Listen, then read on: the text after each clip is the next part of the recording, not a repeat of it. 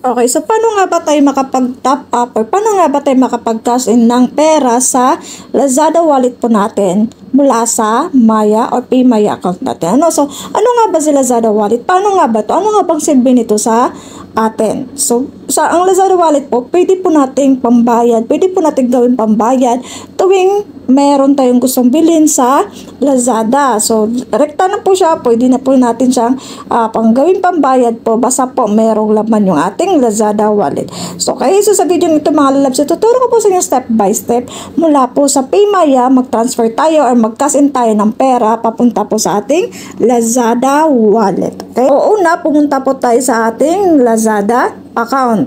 Una, pumunta po tayo sa ating Lazada account at click lang po natin itong account na sa baba. Ayan.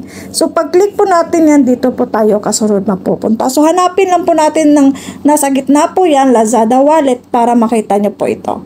Okay? So, click nyo lang po yung cash in po. Ayan po, Lazada wallet. Tapos, click nyo po lang itong so, tap lang po natin itong cash in. Ayan.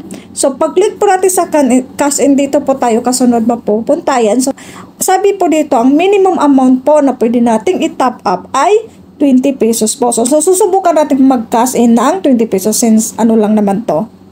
Okay, so proceed tayo sa 20. Yan. Proceed sa baba. Ayan, pag-click natin, type muna natin dito yung ikakasin natin na pera. Then, proceed na sa baba. No? So, pag-click natin yan, dito po tayo kasunod mapupunta. So, marami po dito makikita nyo na pwedeng gamitin sa pag-top up or pag-cash in ng pera sa Lazada wallet. So, since PayMaya ang gagamitin natin, pumunta po tayo sa konti sa baba para po makita natin tong view all cash in methods. Ano? So, pag-click natin yan, dito po tayo kasunod mapupunta. So, hanapin po natin yung Maya e-wallet. Meron po din dito na GCash e-wallet. So, Maya e-wallet po ang hanapin natin. Click natin yung Maya e-wallet. Ayan. So, dito tayo kasunod mapupunta. Yan. So, dito, click lang po natin tong add Maya account. So, siya nga pala sa mga bago lang po naligaw sa channel ko. Baka naman pwedeng maglambing sa inyo dyan. Baka naman pwedeng mag-subscribe. Kaya mag-like. Bahala kayo dyan.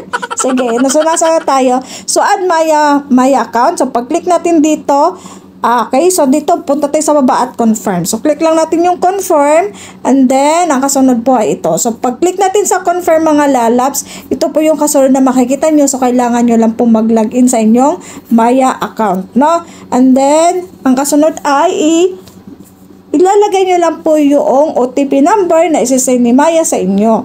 Okay? So, paglagay nyo yan, verify nyo lang, i-verify nyo pagkatapos po ay ito pong kasunod na makikita nyo, so allow nyo lang po. Ano? So, pag allow nyo po yan, ito po yung kasunod na makikita ninyo, account adding successful. So, cash in na po tayo. So, click nyo po yan sa baba na cash in lang po. So, ganun lang po kadali mga lalabs kung paano po mag-top up ng pera mula sa PayMaya papunta po sa ating Lazada wallet. So, ganun lang po siya guys. So, ito back to home lang po natin. So, check natin kung meron na nga na.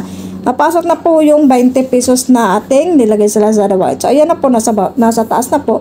Ayan, dito, meron din kayo makita. So, hanggang dito na lang po. Marami pong salamat. You're welcome.